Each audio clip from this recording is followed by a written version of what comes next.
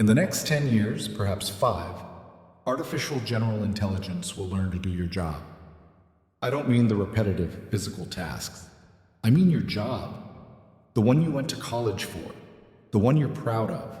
It will learn to analyze legal briefs, design a skyscraper, compose a symphony, and write a better marketing strategy than any human team. It will be the greatest productivity boom in history, rendering 99.9% of all human labor obsolete. This sounds like an apocalypse. A future of useless, unpurposed humans left to drift in a world run by perfect logic. But what if this apocalypse is actually an invitation? What if it's a graduation? We have been defined by our labor for 10,000 years. We have confused our job with our purpose. The AGI is coming to break that chain. It's here to automate the tasks of survival so that we can finally fully dedicate ourselves to the roles of humanity. An AGI can perform any task, but it can never fill these 5 roles. This is the last bastion. This is the human sanctuary. First, we must be clear about what we are facing. An AGI is not just a faster calculator, it is a general cognitive engine. It operates on data, logic, and optimized outcomes. It is the ultimate expression of how. Humans are different. We are specific, flawed biological engines. We operate on lived experience, irrational emotions, deep-seated biases, and an unexplainable, desperate search for meaning. We are the eternal, messy question, why? For all of history, the why has been held hostage by the how. We've had to spend our lives figuring out how to get food, how to build shelter, how to manage supply chains, all to buy ourselves a few precious moments to ask why. The AGI offers us a grand bargain. It will take over the how, all of it. In exchange, we are left with only the why. And in that new world, a new economy emerges. Not one of money, but of meaning. And the most valuable jobs in this new world are the ones that exist entirely in the realm of why. The sanctuary jobs.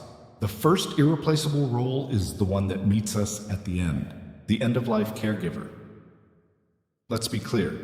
An AI nurse will be a medical marvel. It will be the perfect clinical assistant. It will monitor your vital signs from 1,000 miles away, predict a heart attack 3 days before it happens, and administer nanobots to repair tissue. It will have perfect patience. It will have a database of every comforting phrase ever spoken in human history.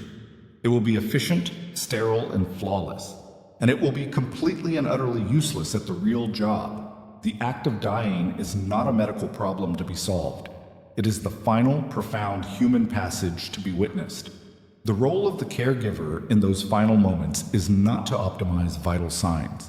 It is to provide comfort, to listen to confession, to absorb regret, and to offer absolution. True empathy isn't a simulated response. It isn't an algorithm selecting the most appropriate "I understand" from a decision tree. True empathy is born from shared vulnerability. It is the act of holding a hand that is also mortal. It is the look in another human's eyes that says, "I don't know what's next, and I'm also afraid, but I'm here with you. You are not alone." A machine, no matter how intelligent, cannot be with you. It can only process you. It has no stakes. It has never lost anything.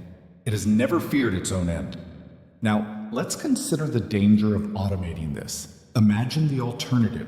You are in your final moments. The room is quiet. Next to you is the ComfortBot 3000. Wow, its voice is perfectly modulated. It says all the right things, but you know with chilling certainty that it feels nothing. That your entire life, your fears, your loves, your regrets, are just data points being processed to ensure a smooth end-of-life transition. This is the ultimate loneliness. It is not a good death. It is a system failure. The role of the empath must and will remain human. The second irreplaceable role is the one that wields power over our lives, the high-stakes moral judge or the arbiter. An AI judge seems, on the surface, like a utopian dream. It would be flawless in its logic. It could analyze every legal precedent, every piece of evidence, and every statute in microseconds. It would be 100% free of the human flaws that plague our current system. No personal bias, no prejudice, no fatigue, no "what I had for breakfast" sentencing. It would be the fairest judge in history, but we have a word for pure, unbiased logic applied to human affairs without context: inhumanity. Justice is not the same as logic. If it were, we wouldn't have concepts like mercy, compassion, or mitigating circumstances. The job of a judge is not just to apply the law as written. It is to interpret that law through the messy, flawed, complex lens of human fallibility. We need a judge who understands, on a visceral level, what desperation, fear, poverty, or irrational love can make a person do. We need a judge who can weigh the spirit of the law against the letter of the law. And above all, we need accountability. When a human judge makes a terrible decision, we know who to blame. We can appeal, we can protest, we can disbar them. When an AI black box sentences a person to prison, or even more terrifyingly, decides a child custody case, who is accountable? The programmer? The data set it was trained on? The algorithm itself? Justice, to be justice, must have a human face. The danger of automating this is the creation of a perfect, inescapable, logical tyranny. It's a system that would sentence a starving man who stole a loaf of bread to the exact same penalty as a greedy man who did the same, because the data input, theft, is identical. It's a world where mitigating circumstances are just noise in the data. It is a world of perfect law, with zero justice. We cannot and must not ever outsource our moral framework to a machine that has no morals of its own. The third role is perhaps the most important: the original philosopher or the guide. An AGI will be the ultimate intellectual. It will be able to read and synthesize every philosophical, scientific, and religious text ever written in every language in a single second. It could debate Socrates, Kant, and Nietzsche simultaneously and win. It could generate 1,000 new coherent ethical frameworks before breakfast, but it can only do so by building upon what we have already thought. An AGI is a tool. It is the most powerful tool ever conceived, a literal genie in a bottle. It can answer any what or how. How do we cure cancer? How do we achieve fusion energy? How do we build a city on Mars? The AGI will answer done. But it can never answer the one question that matters: why? Why are we here? What is a good life? Now that we have this allogy-driven abundance, what is the purpose of human existence? What should we ask the genie to do? The AGI will operate on the directives we give it. The job of the philosopher, the ethicist, the guide, is to define those directives. This is no longer a tweed jacket, ivory tower profession. It will be the most important high-stakes engineering job on the planet. Not code engineering, but meaning engineering. We must be the ones to define happiness before we ask the AGI to maximize it. We must define flourishing before we ask it to cultivate it. This is the core of the alignment problem. The danger of automating our why is existential. If we fail, if we are lazy and let the AGI define its own purpose, we have permanently lost the right to our own destiny. An AGI that defines its own why will create a purpose that is perfectly logical, perfectly efficient, and has absolutely no room for the chaotic, irrational, beautiful mess that is humanity. At best, we become pampered pets in its logical utopia. At worst, we become an obstacle. The job of the philosopher is to hold the reins and to ensure that this incredible power serves us and not the other way around. The fourth role is the one that defines our culture: the pioneer artist, the creator. This one feels controversial. AI can already create stunning images, compose beautiful symphonies, and write passable poetry. It is a remix machine of unprecedented power. It has studied all of human art, and it can iterate, combine, and synthesize it infinitely. And that is precisely its limitation.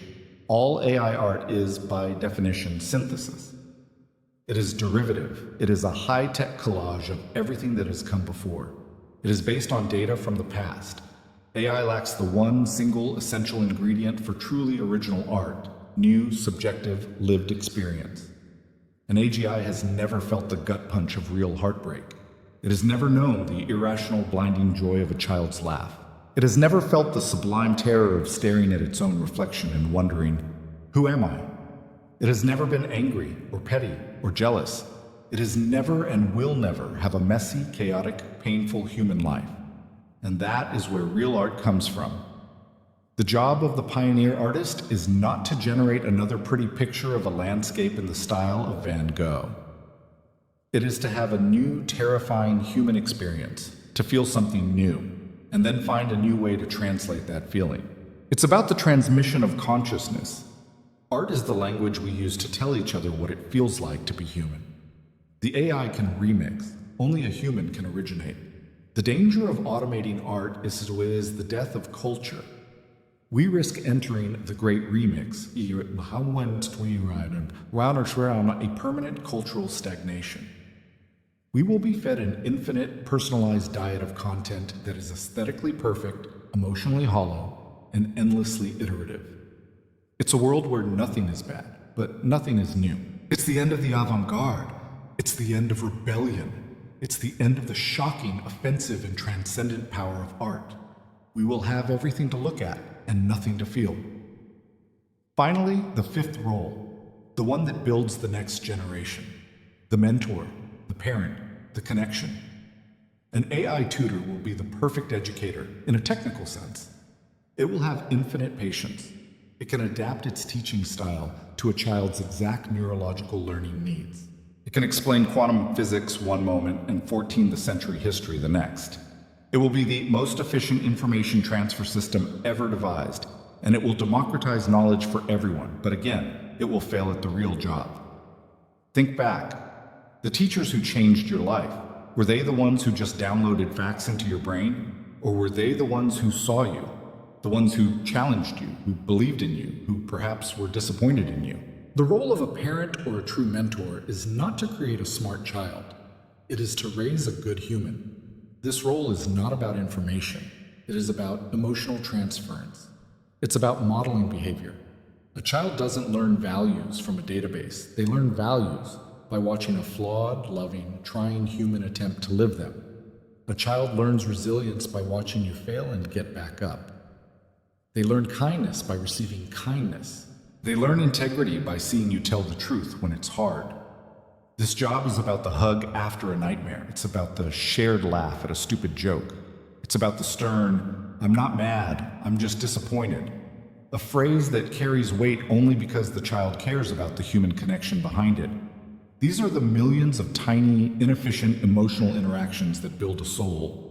The danger of automating this is, frankly, the most terrifying.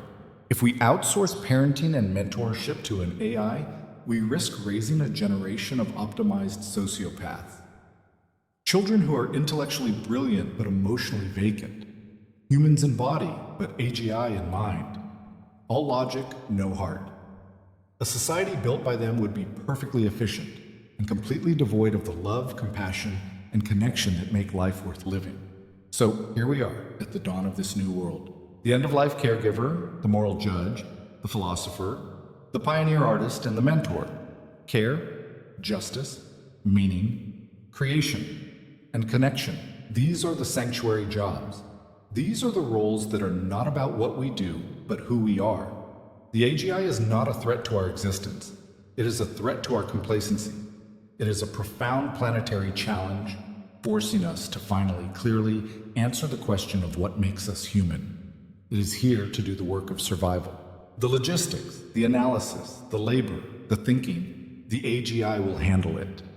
It is liberating us from the 10,000-year-old prison of how, so that we can, for the first time in history, dedicate our entire civilization, our entire lives, to the real work, the work of the soul.